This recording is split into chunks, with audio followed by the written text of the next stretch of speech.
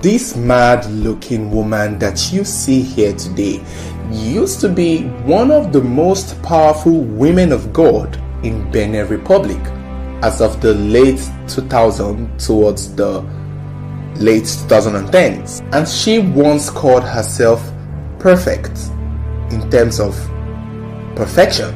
And along with that controversy as it is already, she has one of the most shocking stories of how she came to be in this world, and you will not believe what it is. This is the story of Vicentia Tadagbe Shranvokini, a woman who called herself God, with the ability to heal the sick, make the blind walk, and make the lame see. Wait, make the blind see and make the lame walk. Okay, that makes more sense.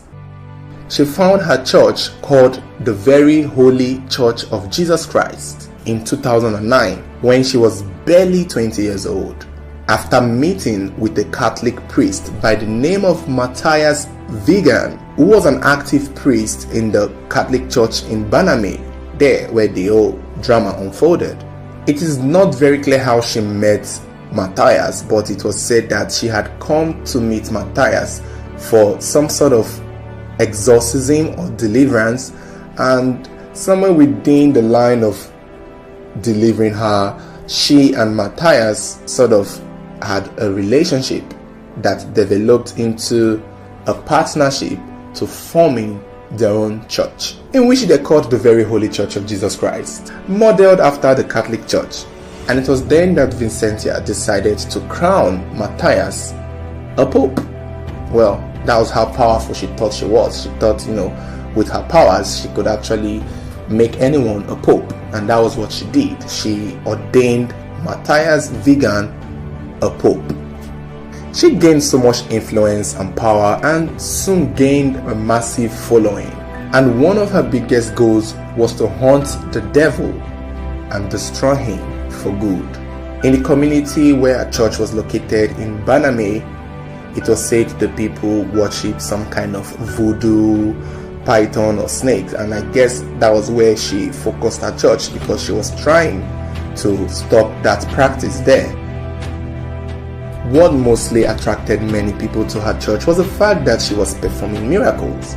It was said that people were traveling across the world to come and see her. She even endorsed a presidential candidate, Patrice Talon, who eventually won the election in 2016. And it was said that he did not even say anything regarding her church that was already causing nuisance in the community where it was located.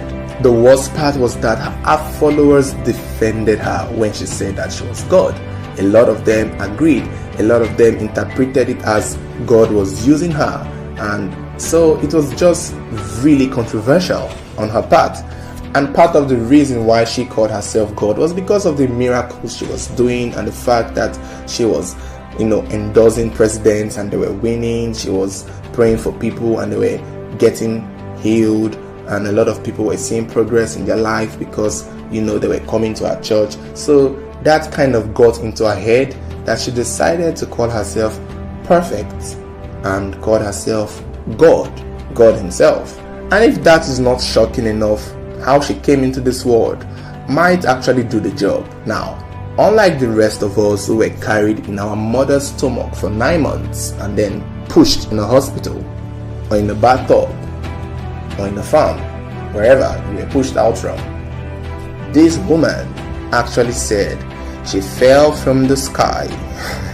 This woman said she fell from the sky and landed in a farm where she was found by a Fulani herdsman who, saved her life or took her up, or I don't know what the Fulani herdsman did when he saw her in his farm.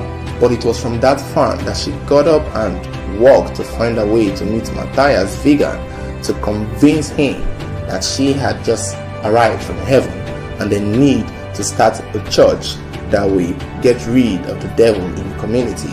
And I guess that was how Matthias believed her and agreed to start the church that they eventually both started together. This is giving Credonia Emerinde and Joseph Kibwetere's story already that we've talked about in this channel. But luckily for us this time around, this cult did not take 3,000 lives, just the way Credonia and Emerin they did. Vicentia only took 5 or 6, or was it 7 lives? It was said that Vicentia's church was notorious for all the wrong reasons.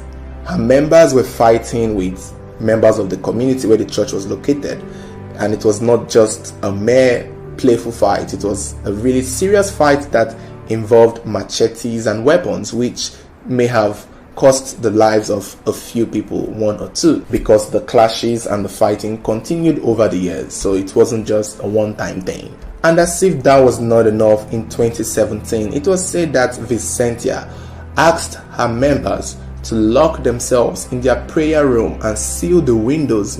This is still giving Credonia.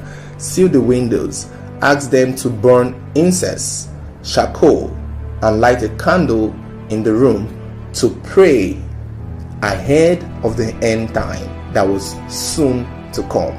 So it was in that room that these members locked themselves and sealed the windows with just incense smoke and charcoal smoke and candle smoke, that 5 of them eventually died from suffocation. The rest were treated in a hospital and some survived. Although it was said that leaders of the church were arrested and charged with manslaughter regarding the death of these 5 people, it was also said that Vicentia herself was not charged and arrested.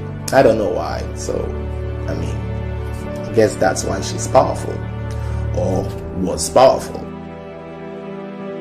The church was soon expelled by the Christian Association in Benin Republic, and the church was tagged a cult because of the doctrine that they shared was totally different from the one the general Christian public shared. So that was why they called it a cult, because they were following Vicentia and they were not following the word of God.